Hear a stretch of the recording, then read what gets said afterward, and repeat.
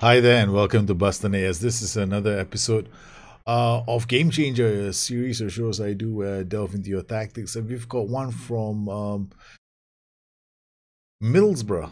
Yeah, somebody who's managing Middlesbrough. Neil has got this save going with this very interesting club. He's done okay for the last few seasons. He's been promoted to the Premiership first couple of seasons, fourth, third. And I went into his history. Unfortunately for me, I can't really go very far. I went all the way up to 2027. He had some success. Was generally using what I would call an asymmetric tactic. So he had asymmetric systems in place. On asymmetric systems, it's a bit of a, unless you're really paying attention to all the transitions, they can be a bit of touch and hit and miss. So I guess that's one of the reasons why he changed it. He wanted to change his tactic the next season. I mean, sometimes I feel that if you know one system really well, you should stick to it. So he's gone to next season. He's not doing so well now. Struggling a bit.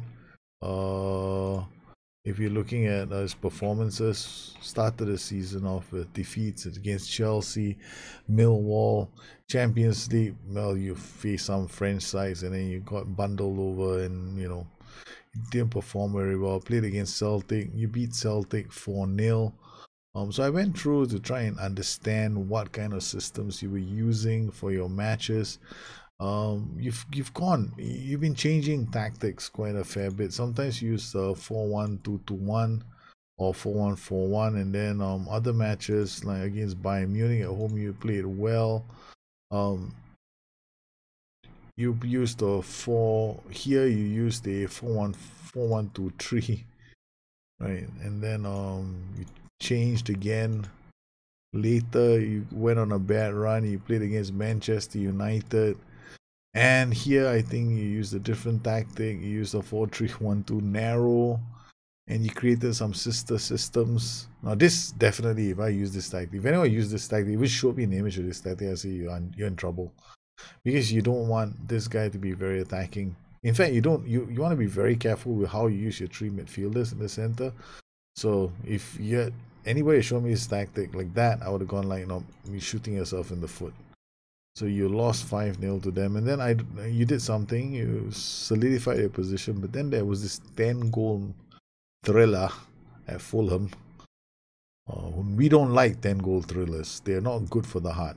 Talking to a guy here who knows a thing or two about taking care of his heart. So you got a 10-goal thriller. They changed to a 4-3-3 towards the end because they expected to beat you. You play with a 4-4-2 diamond, narrow. Okay, so moral of the story, I don't even want to go to team report. I don't want to do a comparison. We're going to forget all that for this game, right? So for this save, we're just going to stick to basics.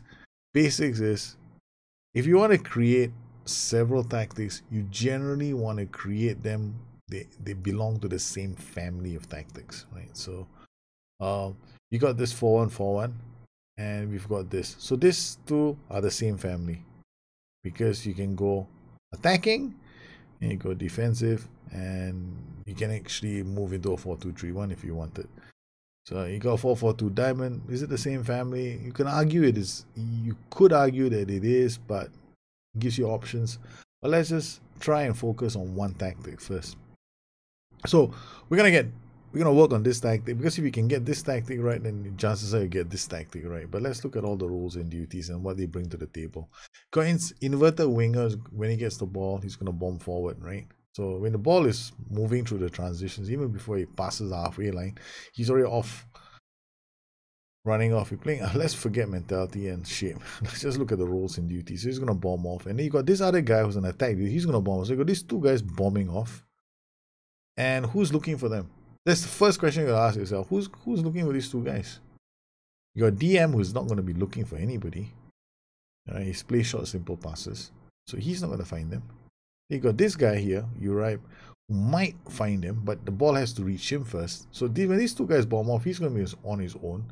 So what does Uribe do? Uribe may be able to find him. He's got long range passes. He'll try killer balls. Chances are a little too late, because you only have one route to find them, and that is Uribe. And there's no way the whole team is going to say, hey, let's pass the ball to Uribe, because he's not even a playmaker. Okay, let's just, so this becomes a potential problem. So DM, defend, we're going to be running here, running left, running here, running left, but nobody's going to be looking for these two, so your transitions are going to be an issue. Okay, now what about the players themselves? Okay, we've got this guy. Okay, let's now look at, very quickly, let's just focus on other areas that I found a bit disconcerting. When you go and train someone in the game, you never, I mean, okay, I won't say you never, you can do a generic role, right? It's MC. But seriously, this is like the luck of the draw. Because when you come here, Oakley Booth, when you go to his development training, was he MC playing position? Okay, what attributes? This is like rolling the dice. Blow on it. Let's hope he gets the right attributes.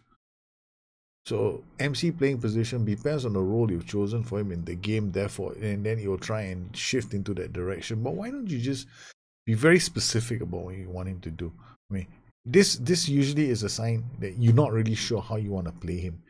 So if I were you, I'd be very specific about how I want to play my players, and be very, understand what they bring to the table. Okay, so let's look at your players. First, we got Oakley Booth. Let's look at his player traits. This is about learning about your players and what they're capable of, because 90% of this game is actually choosing the right player for the right job. Okay, so we've got this player, his name is Tashan Oakley Booth, and he's got this player trait, runs with the ball through the center. This means he dribbles. He loves to dribble. Whether he can do it or not is a different matter altogether, but he loves to get the ball through the middle, but his dribbling is only 12. So he loves to dribble. He's very fast. He wants to get off, but he runs with the ball through the center, but his dribbling is only 12. I mean, I'm like looking at him going, dude, you're gonna, and his bravery is 11. So the moment he sees a tackle coming, he's probably just gonna give up the ball. He runs with the ball through the center. Whether he does it well or not leaves, that's like real waste of time.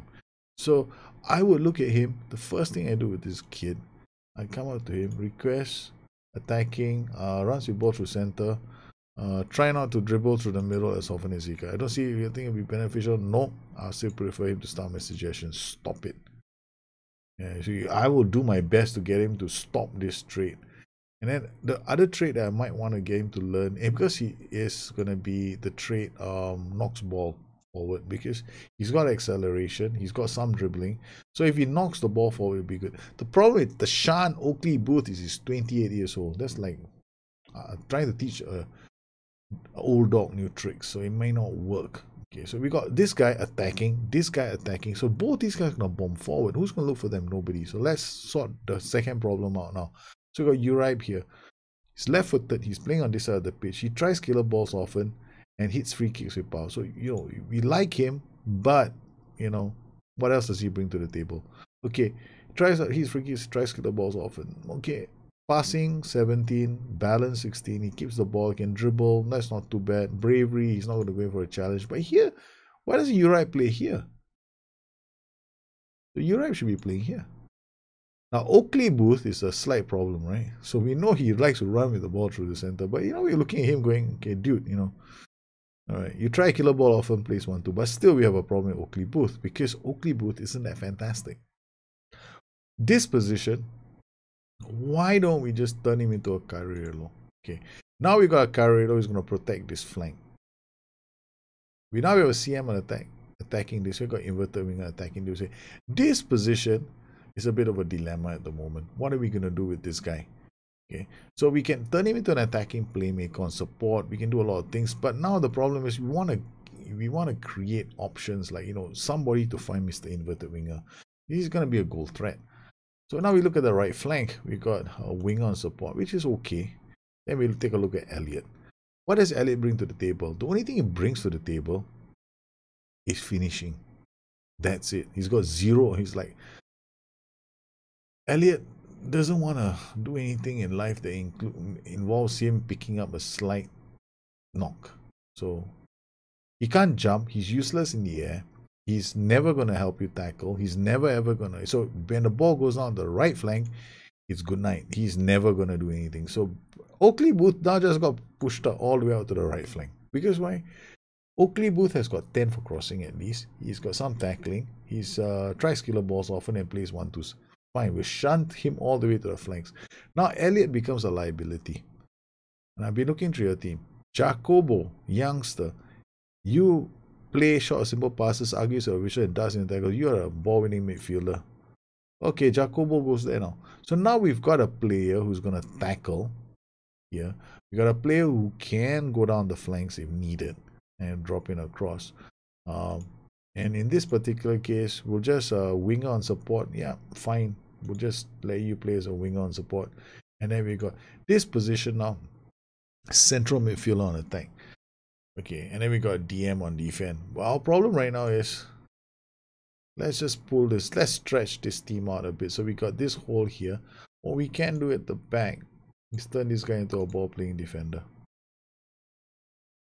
So either he's a ball-playing defender, so does he have passing? He's got some passing, some vision, not that fantastic.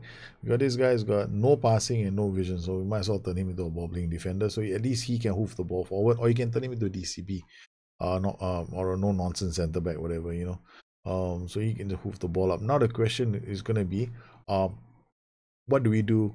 You got Dela right now. I think Dela is wanted by some clubs in Europe, so for our next match, you're not going to use Dela in case you got to keep your promises, because apparently Bayern Munich is very interested in him. So we've got these players.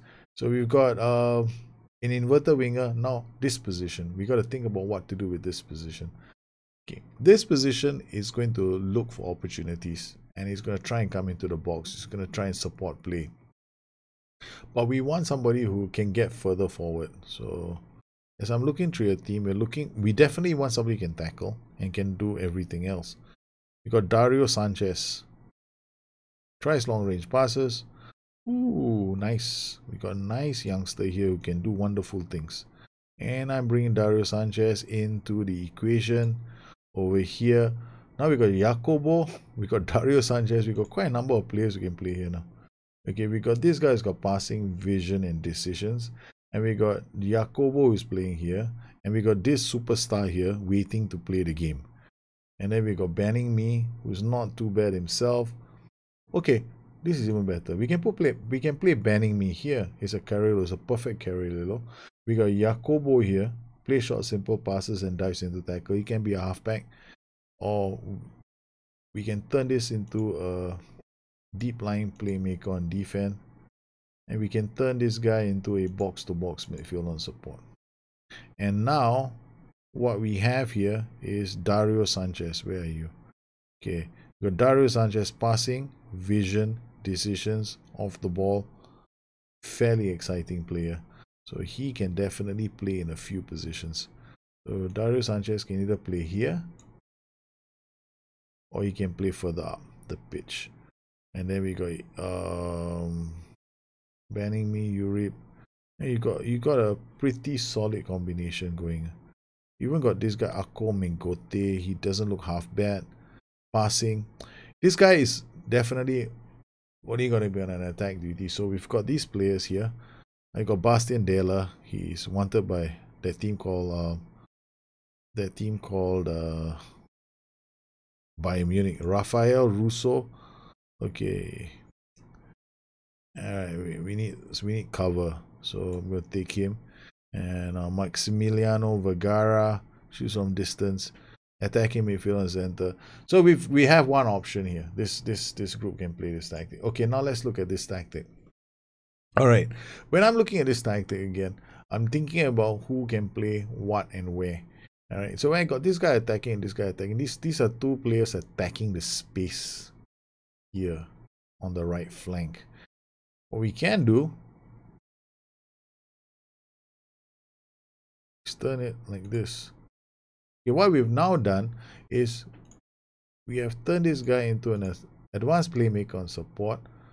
Okay, he's going to drop into this hole and he's going to try and find passes over here.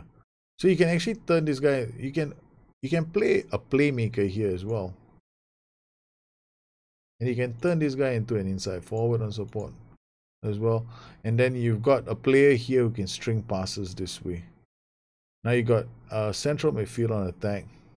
It's okay, but now you've got a bit more solidity in midfield. So you got AP here who can string passes, or you can play the AP here further up the pitch, and you can turn this guy into a Mazzala. You can turn him into a central midfielder. My personal preference is Mazzala. Now, a lot of people don't like it because they say the two roles are playing so close together. But this is for control. The only reason why I do this is because both these players are going to rule the half space. You're going to have two players controlling half spaces in this area. They might run into each other. But more often than not, what they're going to do is they're going to help you keep possession of the ball because you got Timon run doing overlaps. So this is one option. Then you got Ramdaughter attacking the space. So these two players are actually going to be looking for him. So what do you know you need in this player?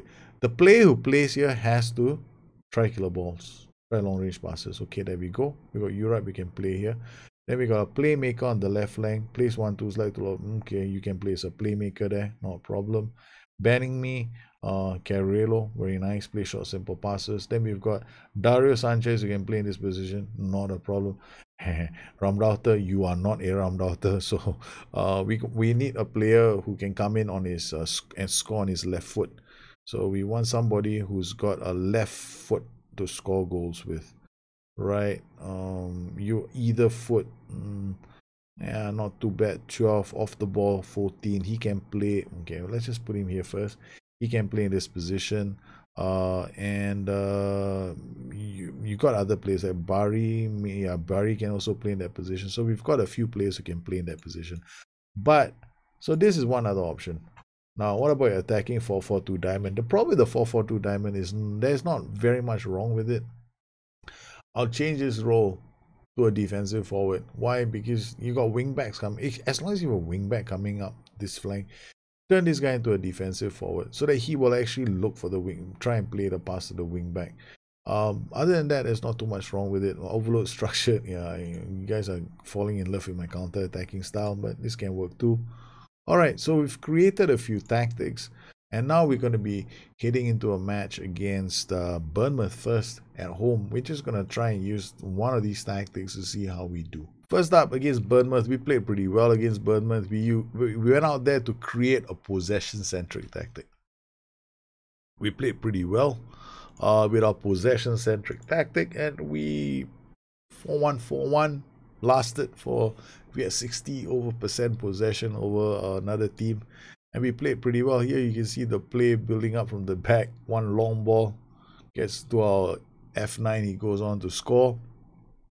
And then our second goal came from a goal kick from a goalkeeper, banning me, picking it up, and then he plays it out to Uribe, Bridgewell, and then our inverted winger coming in to score the second goal. Very easy game. We dominated possession here for 62%, which is what I was going for with the 4-1-4-1. And then we played this game, Man City. Now, we really need to work on set pieces here. It's amazing the number of shows I get where people don't really think about the set pieces. Now, we played really well in this game. Okay, we set up a tactic. Now we're playing a 4-1-4-1, right? Or rather a 4-1-2-3, whatever you call this tactic. Now, we played really well. Bridgewell played to Sanchez, to Uribe, banning me, down, opening goal. This was sweet work. Yeah, I was really pleased with how we were playing. And then, unfortunately for us, we got opened up by them. But this is fair enough again. This was a mistake because your main central defender wasn't available. So, and then this is why I was really pissed off. The corner routines. I wish people would set up their corner routines correctly. Your corner routine was set up not. You've got your default corner routines are all like go back. You haven't got the right players coming back. You don't have any options going forward. So what you want to do with your corner routines is you're gonna have to find a nice balance. Especially the thing is here when you're trying to play against these kind of teams, you want to set your set pieces up correctly. So corners. Now, this is what I recommend. Okay, if you want to do a corner routine and you're attacking somebody, have 3 guys staying back, and then get your striker. Always get a striker attacking from deep. This is one of the more killer ways of scoring goals. Have your best header here. Have your second best header here. So near post, far post, and striker attack. These are the three. If you could only put three players up for a corner routine, 1, 2, 3. That's all you need. I joke. This is not a joke. It can work. Because this guy's delivery will be to near post, flicks it to the back post. They don't deal with it. This guy comes in to score. So you only need this. These are the 3 key positions that you want to cover. So your near post, far post, and attack from deep. That's it. Okay. So that's your corner routines. What about defending? Now defending, you want to get 2 players. You just want to make sure you can counter attack. So get your best passer here, counter attack. Near post, far post, get them covered. You can do this mixture. This works. Or if you don't believe in the old stand on post, right? This is what you want to do. Other than that, or do this. I prefer this. This is my favorite setup. So I got one marking the near post, then I got one marking the far post. Then I can actually put one guy into the center here, far center. So this is the marking, and this guy marks top player. So this is another version, right? This is the one I'm using in my own saves, right? So this is how I set mine up. Okay, so this is one way of defending the corner. Of course, if you don't want to do the near post, you don't stand people between posts, that's entirely up to you. But I've seen many of my games where they save it. So the guy on the post saves the day. I'll get free kicks. Have 4 guys staying back. Trust me, it's going to be good for your health. Let me get these guys going forward. The most important thing is this indirect deep ones. Always have these. When you do indirect deep, get this guy to deliver to far post and get these 2 guys forward. And just, pick somebody else and put them back. You want your central defenders attacking the deep ones, the wide ones. There's a small shot, and it can't be asked, but you get 4 players. Make sure that you always have 4 players defending. And when you're defending your free kicks as well, go back is zonal marking for your information. So man mark. At least get these guys to man mark, right? You don't want them to be zonal mark. Have you seen any free kicks, successful free kicks, which are zonally marked? I mean, okay, fine. It's the game isn't that sophisticated, so you can do a mixture, right? So you can have at least get these 2 tall jokers to man mark. Then you can, if you want to zonal mark, yeah, just these 2. But whatever it is, make sure these 2 tall behemoths actually mark somebody, and have this guy staying forward. So this is something that you want to be thinking about, left and right. It's very unfortunate that we lost to Man City from a corner, but we were playing a lot. We were playing quite well against Man City for this match. If you look at the numbers as well, possession numbers are pretty good. 50% of our shots were on target. We did pretty well against Man City. We were controlling most of the match. Unfortunately for us, we conceded a goal from a corner. Shit happens. Okay, so the tactic, very quickly, we've got 2 tactics. So we've got this one, the 4-1-4-1, which we used in the first game. We'll start with this guy. It's an F9 inverted winger, closing down more winger on support. Carrello, this is where Banning Me is going to be playing. AP Uriah, these are the players in the positions that I wanted them to play in as well, except for Elliot. Elliot wasn't playing here in this game. I actually used Tashkan Oki Booth. Yeah, I use this player because he's got crossing and tackling, right? Now, you can use Elliot here if you wanted to, but then the moment you use Elliot, that's it, good night. Your flank is going to be weakened. So I'd rather start with this guy for matches, because he's the only one in your team that can tackle and cross the ball on the right flank. So then we've got Sanchez, got to play him. Jacobo, please do not make him available for under 23s. Please start using him more often. Halfback, AP. Then we got fullback who's closing down much more. Fullback here closing down much more. Why we're doing a bit of a compression with our closing down. So we're playing with a high line of engagement, in other words, because what we want to close the opposition down early and funnel them towards the middle as soon as possible, where they meet this resistance, and this gives us a lot of high possession numbers. Okay, in our second tactic, we actually use a 4-1-2-3 or a 4-1-4, whatever you call this tactic. Okay, but basically, it's a bit more attacking. I would tend to favor this tactic against teams that are better because it's gonna put them on the back foot for most of the game. Here I wouldn't use a F9. I probably use a poacher or a DF. Why? Because your team isn't that good. So you want this guy not to try too many fancy things on his own. So get him to pass the ball back. He's got a playmaker. He's got an inside forward he can pass the ball to. I don't want to use a Ramdauter. You had a Ramdauter.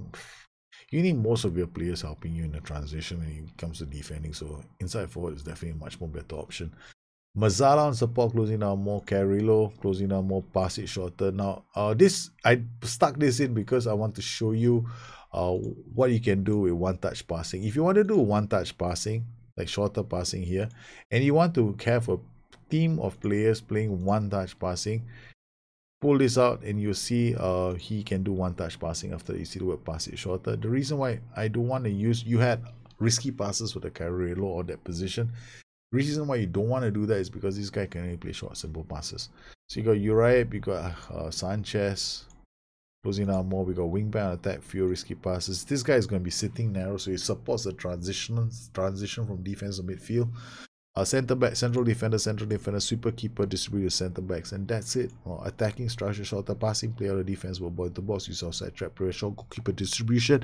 You can also play mixed passing. It's totally up to you. Both can work, but for this match we went shorter passing. We wanted to try and control the game a bit more against a very good team, and we did exactly that. So there's so many ways you can skin this cat and get away with it, and we did okay. I think you should do a lot better in the future if you apply a bit more effort into setting up corner routines and set pieces. I hope the next Gamechanger episode I get has got set pieces and corner routines set up, because this is beginning to look like a bad habit.